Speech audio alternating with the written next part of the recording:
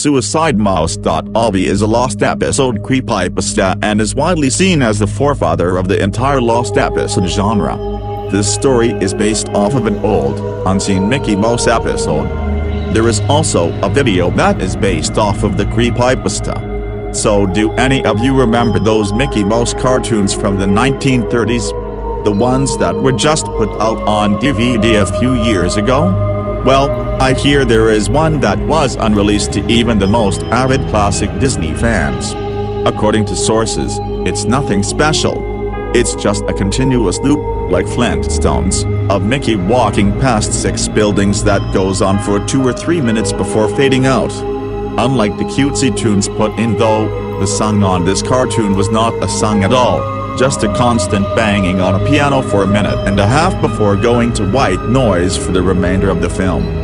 It wasn't the jolly old Mickey we've come to love either.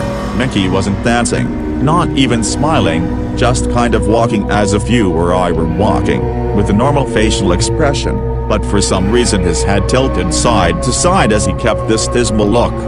Up until a year or 2 ago, everyone believed that after it cut to black and that was it.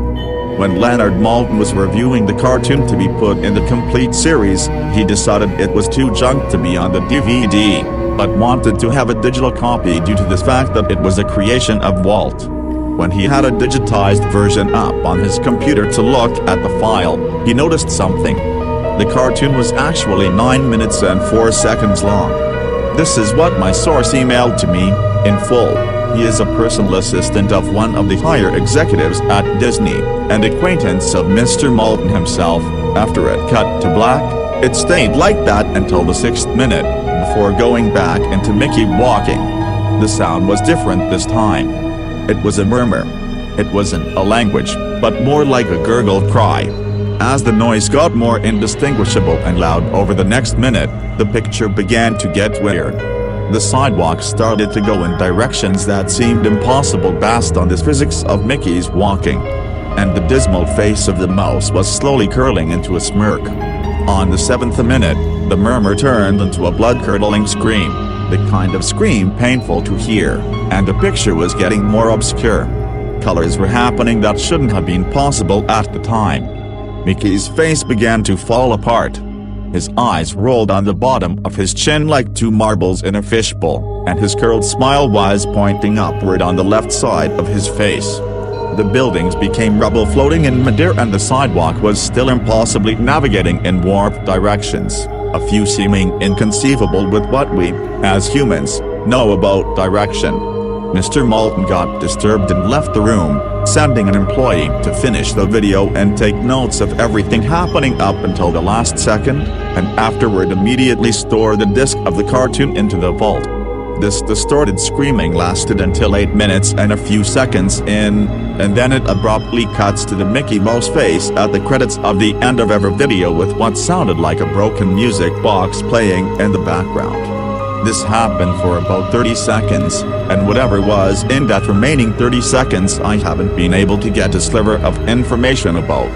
From a security guard working under me who was making rounds outside of that room, I was told that after the last frame, the employee stumbled out of the room with pale skin saying real suffering is not known 7 times before speedily taking the guard's pistol and offing himself on the spot. The thing I could get out of Leonard Maltin was that the last frame was a piece of Russian text that roughly said the sights of hell bring its viewers back in. As far as I know, no one else has seen it, but there have been dozens of attempts at getting the file on rapid share by employees inside the studios, all of whom have been properly terminated of their jobs. Whether it got online or not is up for debate, but if rumors serve me right, it's online somewhere under Suicide Mouse.avi. If you ever find a copy of the film, I want you to never view it, and to contact me by phone immediately, regardless of the time. When a Disney death is covered up as well as this, it means this has to be something huge. Get back at me.